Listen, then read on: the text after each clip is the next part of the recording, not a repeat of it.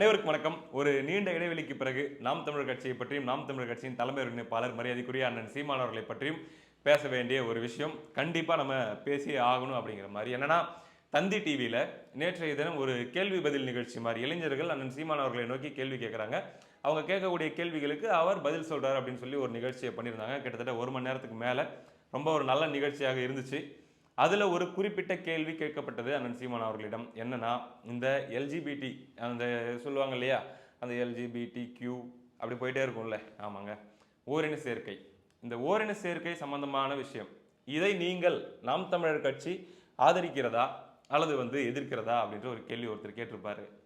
ஏங்க இந்த ஒரு விஷயத்த ஒரு கட்சியின் தலைமை ஒருங்கிணைப்பாளரை பார்த்து கேட்கணும் அப்படின்ற ஒரு கேள்வி இந்த இடத்துல வரலாம்.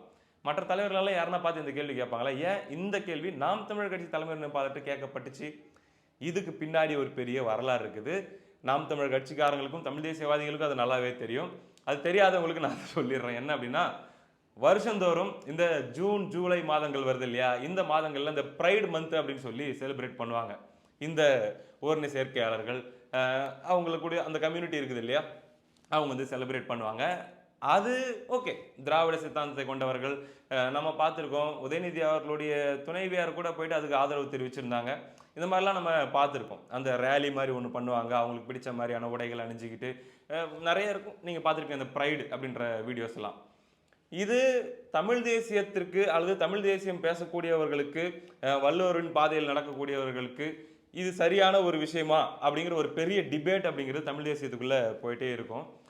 ஆனா பாத்தீங்கன்னா, நாம் தமிழர் கட்சியில் இருக்கக்கூடிய 2 பொறுப்பாளர்கள், ஏதோ ஒரு சாதாரண பொறுப்பாளர்கள், அடையாளம் தெரியாதவர்கள் அப்படின்னா பிரச்சனை இல்லை.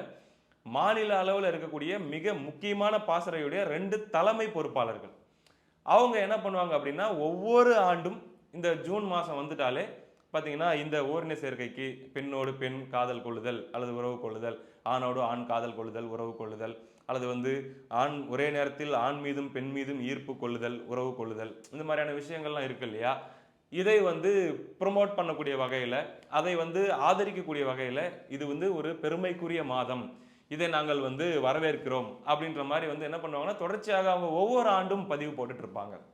இப்ப அவங்க பதிவு போடுறது அவங்களுடைய தனிப்பட்ட கருத்து அப்படின்னு சொல்லி அவங்க கிளைம் பண்ண முயற்சி செஞ்சாலுமே கூட, இதுக்கும் நாம் தமிழர் கட்சிக்கு சம்பந்தம் இல்லை அப்படின்னு ஒருவேளை அவங்க சொன்னாலுமே கூட, அப்படி அவங்க சொன்னதாக கூட எனக்கு தெரியல.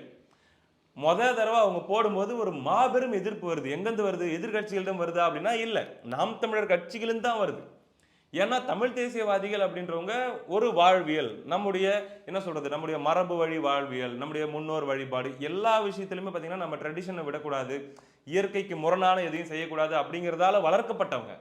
அப்படின்னும் போது அவங்களுக்கு இது ரொம்ப ஒரு ஆக்வர்டான அல்லது தவறான வழிநடத்துதலாக, ஆக்வர்டான்றது கூட சரியான வார்த்தை கிடையாது, அப்படி படுறதுனால அந்த 2 பொறுப்பாளர்களையும் நாம் தமிழர் கட்சி ஆதரவாளர்களே அல்லது சக தமிழ் தேசியவாதிகளே மிக கடுமையான விமர்சனத்துக்கு உள்ளாக்குவாங்க. பொறுமையான முறையில் சொல்லுவாங்க, ரொம்ப பார்த்தீங்கன்னா கண்டிப்பான முறையில் சொல்லுவாங்க, வேண்டுகோள் வைக்கிற மாதிரி சொல்லுவாங்க. வேண்டாம், இது வேண்டாம், இது எழுதாதீங்க, இதை விட்டுருங்க, உங்களுக்கு தனிப்பட்ட விஷயம்னா ஓகே, உங்களுடைய சர்க்கிளில் நீங்கள் பேசிக்கோங்க, ஆனால் இதை பொதுவெளியில் இந்த அடையாளத்தில் நீங்கள் இருந்துக்கிட்டு பண்ணுறது பெரிய பிரச்சனையாக இருக்குது, வேண்டான்னு சொல்லுவாங்க. ஆனால் அதை அவங்க கேட்க மாட்டாங்க. அவங்க இன்னும் வேணும்னே அதை இன்னும் அதிகமாக பண்ண ஆரம்பிப்பாங்க. பாரிசாலன் கரெக்டாக உடனே என்ன பண்ணுவாருன்னா, பாரிசாலன் இந்த விஷயத்தை ரொம்ப கடுமையாக, இதனுடைய ஆபத்துகள் என்ன, இதனுடைய சிக்கல்கள் என்ன, இதனால அடுத்த தலைமுறை எந்த இடத்துக்கு போய் நிற்க வேண்டி இருக்கும், இதெல்லாமே அவர் பல காணொலிகளில் போட்டு பேசியிருக்காரு. இதனால ஒரு பெரிய சண்டை அப்படின்றது தமிழ் தேசிய வட்டாரத்துக்குள்ள நடந்துட்டு இருக்கும். இப்படிலாம் போயிட்டு இருந்துச்சுங்க. இதுல நாம் தமிழருடைய நிலைப்பாடு என்ன? ஏன் கட்சி நிலைப்பாடை மறுபடியும் கேட்கணும் இந்த விஷயத்துல அப்படின்னா, சிக்கல் ஒரு இடத்துல வருதுங்க. அண்ணன் சீமான் அவர்களுடைய உழைப்பு, இப்ப நாம் தமிழர் கட்சி இருக்குது, நாம் தமிழர் கட்சியை நோக்கி ஏற்கனவே கிறிஸ்தவர்களாகட்டும் இஸ்லாமியர்களாகட்டும் எந்த அளவுக்கு அவங்க ஜட்ஜ்மெண்ட் பண்றாங்க அப்படின்றத நம்ம பார்க்கணும். ஒவ்வொரு தடவையும் அவர்களிடம் இந்த நேர்மையை என்ன சொல்றது உறுதிப்படுத்துறதுக்காக, அந்த நேர்மையை நிரூபிக்கிறதுக்காக நாம் தமிழர் கட்சியும் அண்ணன் சீமான் அவர்களும் படக்கூடிய பாடுகளை நம்ம பார்க்குறோம். ஒவ்வொரு தேர்தலையுமே அவங்கள தாங்குற மாதிரி நாம் தமிழர் கட்சி தூக்கி பிடிக்கிற மாதிரி மற்ற கட்சி எதுவுமே தூக்கி பிடிக்காது. ஆனாலும் கூட அவ்வளோ முத்திரைகள் நாம் தமிழர் கட்சி மேலே குத்தப்படும். அப்போ ஒவ்வொரு தடவையும் விளக்கம் சொல்லிகிட்டே இருப்பாங்க. ஒரு கட்டத்தில் என்ன ஆகுது, வாங்க உட்காருங்க, நீங்க என்னென்ன கேட்கணும்னு நினைக்கிறீங்களே கேளுங்க, நான் பதில் சொல்றேன், என்கிட்ட கரெக்ஷன் இருந்தா சொல்லுங்க, நான் மாத்திக்கிறேன் அப்படின்ற அளவுக்கு அண்ணன் சீமான் அவர்கள் எடுத்துட்டு போறாரு. ஏன்னா இவங்க தமிழர்கள் அப்படின்ற உணர்வோட வரணும், மத நம்பிக்கை சமய நம்பிக்கை அவங்களுக்கு இருந்தாலுமே கூட அதுக்கு அப்பாற்பட்டு தமிழர்னு சொல்லி ஒன்றிணைணும் அப்படிங்கிறது அவருடைய கோட்பாடு, அதை கொண்டு போகணும் அப்படிங்கிறதுக்காக. அப்போ அவங்க கேட்குற கேள்விகள் அல்லது அவங்க சொல்லக்கூடிய கரெக்ஷன்லாம் கூட அவர் ஏற்றுக்கிற அளவுக்கு கூட சில விஷயங்கள் நடந்துச்சு சமீபத்தில் நம்ம பார்த்தோம். இந்த நிலையில் இந்த 2 மதங்கள் குறிப்பாக நாம வந்து பார்த்தீங்கன்னா இந்த இஷ்யூவை ரெண்டாக பார்த்துக்கலாங்க. தமிழ் சமூகத்திற்கு இந்த ஓரின சேர்க்கை அப்படிங்கிற கான்செப்டுக்கு ஆதரவாக போகிறது அப்படிங்கிறது என்ன மாதிரியான எதிர்வினைகளை ஏற்படுத்தும் ஒன்று.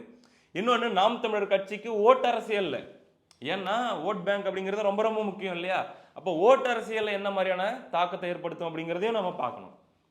என்னப்பா ஏதோ சொல்லிட்டு இருக்கிற, நேற்று அண்ணன் சீமான் அவர்கள் என்ன சொன்னார் அப்படிங்கிறத சொல்ல வேண்டியது தானே அப்படின்ட்டு முதல்ல அதை போட்டு காமிச்சிடறேன் பாருங்க. நான் அப்படியே டைவர்ட் ஆகி போக ஆரம்பிச்சிட்டேன். இப்போ அந்த கேள்வியை கேட்குறாங்க. அந்த கேள்விக்கு அவர் ரொம்ப தெளிவாக முதல்ல வந்து அவர்கிட்ட ஒரு தடுமாற்றம் இருக்கு. ஏன்னா இதுக்கு என்ன பதில் சொன்னால் சரியா இருக்கும் அப்படிங்கிறத அவர் யோசிக்கிறாரு. ஆனாலுமே கூட அவருடைய மனதில் தோன்றியது நேர்மையாக அவர் பதிவு பண்றாரு. என்னன்னா, இது தந்தி டிவி எதனா காப்பி ரேட் எதனா கொடுத்துருவாங்களா அப்படின்னு ஒரு பக்கம் பயமா இருக்குது. அவர் சொன்னதை அப்படியே நான் சொல்லிடுறேன். ஒரு வார்த்தை கூட மாறாமல் நான் சொல்ல முயற்சி பண்ணுறேன், அல்லது எதனா ஸ்பீடு வச்சு போட்டு விடுறதுக்கு முயற்சி பண்ணுறேன். வேலை பார்த்து விட்றாதீங்க, நீங்களாம் பெரிய சேனலு, நாங்கள் சின்ன சேனலு, பார்த்துக்கோங்க. வணக்கம் சார், என்னோட நேம் மணிகண்டன், நான் தேனியிலேருந்து வரேன் சார். எல்ஜிபிடி கம்யூனிட்டியை பற்றி உங்களோட பாயிண்ட் ஆஃப் வியூ அண்ட் உங்கள் கட்சியோட பாயிண்ட் ஆஃப் வியூ நான் தெரிஞ்சுக்கலாமா? என்னது? எல்ஜிபிடிக்யூஐஏ ஓரின சேர்க்கையாளர் அவர்கள மாதிரி இருக்கவங்க. இதுக்கு அண்ணா என்ன சொல்றதுன்னு தெரியலையே. ஏன்னா இந்த கம்யூனிட்டியில் அவங்களும் இருக்காங்க, அவங்களையும் சேர்ந்து தான் நம்ம கட்சியை வந்து முன்னெடுத்தணும் இல்லையா? இப்போ திராவிட கட்சிகளை வந்து அவங்கள முன்னிறுத்திருக்காங்க. அவங்களோட உங்க கட்சி நிலைப்பாடு என்ன? இல்லை, அவங்க எல்லாத்தையும் முன்னிறுத்துவாங்க. அவங்கள போய் நம்ம சொல்ல முடியாது. இப்போ இயற்கைக்கு முரணானதை நம்ம வந்து ஏற்றுட்டு இருக்க முடியாது. அதில் எனக்கு என்ன சொன்னாலும் பாருங்க, ஓரின சேர்க்கையை ஆதரிக்கிறாருப்பாங்க, எதிர்த்தா பாருங்க எதுக்குறாங்க. அது அவரவர். இந்த இடத்துல பார்த்தீங்கன்னா ரொம்ப கான்சியஸாக பேச வேண்டிய இடத்துக்கு இந்த சமூகம் அவரை தள்ளி இருக்குது. எந்த சமூகம்? நாங்கள் முற்போக்காளர்கள், நாங்கள் இது, நாங்கள் அது அப்படின்னு சொல்லிட்டு இப்படி பேசினாதான் அது முற்போக்கு, இப்படி பேசினாதான் அது வந்து உயர்ந்த சிந்தனை, இல்லைன்னா வந்து ரொம்ப பிற்போக்கு சிந்தனை அப்படின்னு சொல்லி ஒரு பிம்பம் கட்டமைக்கப்பட்டிருக்குது இல்லையா இந்த ஈவராயிஸ்டுகளால், இந்த திராவிட கும்பலால். நல்லா தெரியும் உங்களுக்கு, மரியாதைக்குரிய தோழர் திருமாவளவன் அவர்கள்.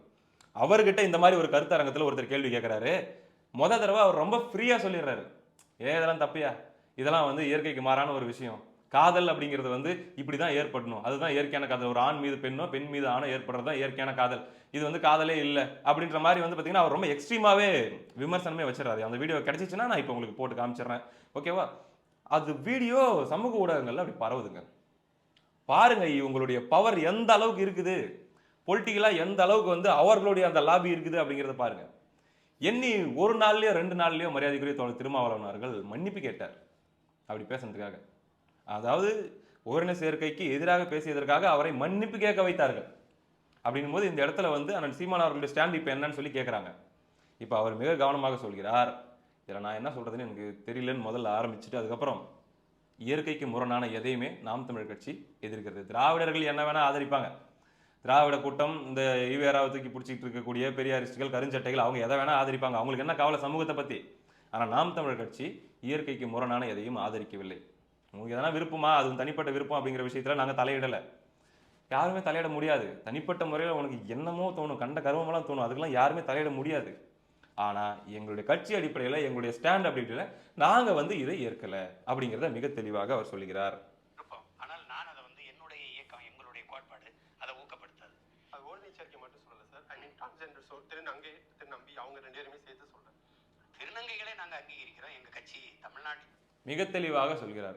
ஓகே, இப்போ அந்த ஆண் மீது ஆண் காதல் கொள்வது, பெண் மீது பெண் காதல் கொள்வது, அதோட எக்ஸ்ட்ரீமா பார்த்தீங்கன்னா ஒரே நேரத்தில் ஆண் மீதும் காதல் கொள்வது, பெண் மீதும் காதல் கொள்வது, 3 பேராக காதல் கொள்வது அப்படிங்கிற மாதிரியான விஷயங்கள்லாம் இருக்கு இல்லையா?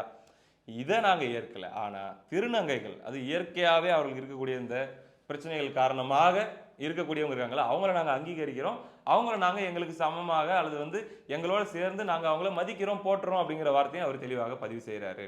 இந்த இடத்துல இது ஏன் இவ்வளோ முக்கியமான ஒரு ஸ்டேட்மெண்ட் ஆகுது அப்படின்னா, இந்த ஒரு விஷயம் பல கிறிஸ்தவர்கள், இஸ்லாமியர்கள் மத்தியில் அந்த 2 பொறுப்பாளர்கள் அந்த ஆண்டுதோறும் பண்ணக்கூடிய வீம்புக்குனே பண்ணக்கூடிய அந்த ஒரு செயலால் வீடுகளில் பதில் சொல்ல முடியாம பல நாம் தமிழர் கட்சியை சார்ந்த கிறிஸ்தவ நண்பர்கள், இஸ்லாமிய நண்பர்கள் புலம்பியதை நான் பார்த்திருக்கிறேன். தனிப்பட்ட முறையில் புலம்பெயர்ந்து பார்த்திருக்கிறேன், சோசியல் மீடியாவில் புலம்பெயர்ந்து பார்த்திருக்கேன். ஏன்னா அந்த 2 மதங்களிலும் அது ஒட்டுமொத்தமாக சமூகத்துக்கே கேடுனாலுமே அந்த 2 மதங்கள்லையும் அது ஒரு கொடிய பாவமாக பார்க்கப்படுகிறது. அவர்கள் நம்பக்கூடிய, அவர்கள் வணங்கக்கூடிய அந்த கடவுள் இருக்கார் இல்லையா, அல்லாஹ் அல்லது வந்து ஜீசஸ் அப்படின்லாம் இருக்காங்க இல்லையா, அவங்க கொடுத்திருக்கிற அந்த அவர்களுக்கான வேதத்துல வந்து மிக கொடுமையான பாவங்களில் மிக கொடுமையான பாவமாக பார்க்கப்படுகிறது, நரகத்திற்கு போகக்கூடிய ஒரு பாவமாக பார்க்கப்படுகிறது அவர்களுடைய நம்பிக்கைப்படி. அப்படின்னும் போது பார்த்தீங்கன்னா இதை பேசுறவங்க, இதை வந்து ப்ரொமோட் பண்ற மாதிரி பண்றவங்க, அவங்க ஆட்டோமேட்டிக்காக அவங்க கிட்ட டிஸ்டன்ஸ் ஆயிடுவாங்க அப்படிங்கிற ஒரு பிரச்சனையும் ஒன்று இருக்குது. அதனால தான் இது அண்ணன் சீமான் அவர்கள் தெளிவுபடுத்த வேண்டிய ஒரு தேவை இருந்து கொண்டே இருந்தது. இந்த நிலையில தான் அவருடைய இந்த நிலைப்பாடு ஓரளவுக்கான ஒரு புரிதலை இந்த இடத்துக்கு கொடுத்துருக்குது அப்படின்னு நான் சொல்லுவேன். நாம் தமிழர் கட்சி சார்பில், நாம் தமிழர் கட்சியுடைய அஃபீஷியல் ஸ்டேட்மெண்ட்டாக அண்ணன் சீமான் அவர்கள் சொன்னது ரொம்ப ரொம்ப நல்லது. பார்க்கலாம் அந்த சூழலை புரிஞ்சுக்கிட்டு அதுக்கேற்ற மாதிரியாச்சும் இனிமேலாச்சும், ஏன்னா தனக்கு ஒரு விஷயம் பிடிக்கும், தான் கன்வின்ஸ் ஆயிருக்கிறேன் அப்படிங்கிறதுக்காக எதை வேணால் பேசிட முடியாது. கட்சியில் இருக்கிறவங்களை நான் சொல்கிறேன், அது ஒரு பாதையில் அது போகணும் இல்லையா, அந்த அடிப்படையில் என்ன பண்ணுவாங்க அப்படிங்கிறதெல்லாம் இனிமேல் தான் நம்ம பார்க்கணும். இன்னொரு பக்கம் நாம் தமிழர் கட்சிக்கு இது எந்த மாதிரியான பேக் ஃபயராக போயிருக்கும், அல்லது இப்போ அண்ணன் சீமான் அவர்கள் பேசியிருக்கிறது எந்த வகையில் நல்லது அப்படின்னு நம்ம பார்க்கக்கூடிய ஏதாவது சூழலில் சக தமிழனாக, இந்த தமிழ் சமூகத்தில் பிறந்தவர்களாக நம்ம எல்லாருக்குமே ஒரு கடமை இருக்குது இல்லை ஏங்க. ஓப்பனாக சொல்லணும்னா ஒரு அச்ச உணர்வுங்க. என்ன சொல்கிறாங்க, அதாவது இப்போ கல்யாணம் பண்ணி இனிமேல் குழந்தை பெற்றுக்கிறவங்க இருக்காங்கல்ல, அந்த மாதிரி இப்போ நண்பர்கள்கிட்ட கேஷுவலாக பேசும்போது சொல்கிறாங்க, அவங்களாம் தமிழ் தேசியவாதிகளும் கிடையாது, எந்த சித்தாந்தவாதிகளும் கிடையாது, சாதாரணமான ஆட்கள். அவங்க சொல்கிறாங்க, எவா இப்போல்லாம் பாரு, யாரையாச்சும் லவ் பண்ணுறேன் அப்படின்னு சொல்லி பொண்ணோ பையனோ வந்து கேட்டால் யார், என்ன சம்பாதிக்கிறாங்க, அல்லது என்ன கம்யூனிட்டி அப்படின்னு கேட்குற அளவில் இன்றைக்கி இருக்குது. இதுக்கு சண்டை போட்டுனுக்கிறாங்க பேரண்ட்ஸு. ஆனால் போகிற போக்க பார்த்தா இன்னொரு 20-25 வருஷம் கழிச்சு, எப்பா நான் ஒருத்தங்களை லவ் பண்ணுறேன் அப்படின்னு வந்து சொன்னால், ஒரு பையன் வந்து சொல்கிறான் அப்படின்னா, அதிகபட்சம் எப்பா பொண்ணு தானப்பா லவ் பண்ணுற அப்படின்னு கேட்குற அளவுக்கு கொண்டு போய் விட்டுற போகிறாங்கயா. இப்போ அதிகபட்சம் இவன் எப்பா என் பையன் ஒரு பொண்ணை லவ் பண்ணுறான், நான் நல்லா தான் என் பிள்ளைய வளர்த்துருக்கேன் அப்படின்னு பேரண்ட்ஸ் பெருமைப்படுற அளவுக்கு கொண்டு போய் விட்டுருவாங்க. ஏன்னா அங்கே பாருங்கள், ரொம்ப டெக்னிக்கலாக எங்கெங்கெல்லாம் கொண்டு வரப்படுது. இப்போ கேரளாவில் அந்த மலையாள பிக் பாஸ் நிகழ்ச்சி நடக்குது இல்லையா, அந்த நிகழ்ச்சியில் ஒரு ஓரின சேர்க்கை ஜோடி, ஒரு கப்பல் வந்து அந்த நிகழ்ச்சியில் கலந்துக்கிறாங்க. இதெல்லாமே உள்ள திட்டமிட்டு கொண்டு வரப்படுற விஷயம் தானே. கலந்துக்கிறாங்க, அவங்க அதில் வந்து காதலிக்கிறாங்க, அதில் அவங்க முத்தமிடுறாங்க, ஒரு பெண்ணும் வந்து முத்தமிட்டுக்கிறாங்க. அதை வந்து அந்த நிகழ்ச்சியை ஹோஸ்ட் பண்ணக்கூடிய மோகன்லால் அவர்கள் மிக பெருமிதமாக கைத்தட்டி வரவேற்கிறாரு, நார்மலைஸ் பண்ணுறாரு. இது வந்து மேம்பட்ட சமூகத்தில் இது எல்லாத்தையும் நம்ம வந்து எடுத்துக்கணும் அப்படிங்கிற மாதிரி. இது ஒவ்வொரு வீடுகளிலும் கொண்டு போகிறதுக்கான வேலை அடுத்த கட்டமாக தொடங்கிடுச்சு இல்லை. இப்போ தமிழ் பிக் பாஸில் இந்த வருஷம் இல்லாமல் இருக்கலாம், சொல்ல முடியாது, அடுத்த வருஷம் கொண்டு வந்துடுவாங்க. ஒரு ஆணும் காதலிக்கிற மாதிரியான ஒரு ஜோடியை கொண்டு வந்து உள்ளே விட்டுருவாங்க. ஷோவும் நல்லா இன்ட்ரெஸ்டிங்காக, டிஆர்பிலாம் நல்லா போகும். அதே சமயத்தில் வந்து பார்த்தீங்கன்னா அந்த அஜெண்டாவை அப்படியே கொண்டு வந்து எல்லா வீடுகளிலுமே இது ஒரு நார்மல் தானே, அதுக்கு ஒரு எமோஷ்னலான, ஒரு சோகமான, ஒரு பயங்கரமான ஒரு மியூசிக்லாம் போட்டு வாசிச்சாங்கன்னு வச்சுக்கோங்களேன், பார்க்குறவங்களுக்கே ஒரு மாதிரி இதுவும் புனிதம் தானே அப்படின்ற மாதிரி கன்வின்ஸ் ஆகிடும். ஆனால் இதனுடைய எதிர்வினைகள் எங்கே போகும், எந்த எக்ஸ்ட்ரீமுக்கு போகும் அப்படிங்கிற பயம் ஒன்று இருக்குல்ல இன்னைக்கு சமூகத்தில் இருக்கக்கூடிய நமக்கு. ஏங்க நம்ம மேற்கத்திய நாடுகளை பார்த்து இதெல்லாம் இன்ஃப்ளூயன்ஸ் ஆகி இங்கே இப்போ வேகமாக இதெல்லாம் இவங்க பண்ணிட்டு இருக்கிறாங்க. ஆனால் அந்த மேற்கத்திய நாடுகள் ஒரு சுழற்சியை முடிச்சுட்டாங்க. அதாவது ஒரு 20 வருஷத்துக்கு முன்னாடியே இன்னைக்கு நம்ம எப்படி இதெல்லாம் பார்த்துக்கிட்டு இது முற்போக்குன்னு சொல்லிட்டு இருக்கிறோமோ அந்த இடத்த வந்து 20 வருஷத்துக்கு முன்னாடியே அவங்க ஸ்டார்ட் பண்ணிட்டாங்க. ஸ்டார்ட் பண்ணி அன்னைக்கு 18 வயசுல 20-25 வயசுல இருந்தவங்க அதை ஒரு எக்ஸைட்மெண்ட்டாக பண்ணி, அதை ஒரு பெரிய மாற்று சக்தி அல்லது வந்து ஒரு மிகப்பெரிய முற்போக்கு அப்படின்னு பண்ணி ஒரு சுழற்சியை கம்ப்ளீட் பண்ணி இன்னைக்கு அவங்களுடைய 45-50 வயதுகள் இருக்கிறாங்க இல்லையா, அதில் எத்தனை பேர் ரிக்ரெட் பண்ணுறாங்க தெரியுமா? அவங்களுடைய வீடியோஸ் எவ்வளோ நம்மளால் பார்க்க முடியுது தெரியுமா? நான் அவசரப்பட்டு அறுவை சிகிச்சை பண்ணிக்கிட்டேன், நான் அவசரப்பட்டு என்னுடைய மார்பகத்தை வந்து நான் அறுவை சிகிச்சை பண்ணி இழந்துட்டேன், நான் அவசரப்பட்டு என்னுடைய ஆண் உறுப்பை அறுவை சிகிச்சை பண்ணி இழந்துட்டேன். அதே போல் வந்து பார்த்தீங்கன்னா எமோஷனல் ரிலேஷன்ஷிப்பில் முதுமை அடைந்த பிறகு அந்த துணையாக இருக்கிறது அப்படின்னு ஒன்று இல்லை, இருக்கிறதுலே ரொம்ப ரொம்ப ஒவ்வொரு மனிதனுக்கும் ரொம்ப முக்கியம் அந்த சாகர காலம் அப்படிங்கிறதுங்க. அது எந்த ஆணாக இருந்தாலும் பெண்ணாக இருந்தாலும் யாருக்குமே.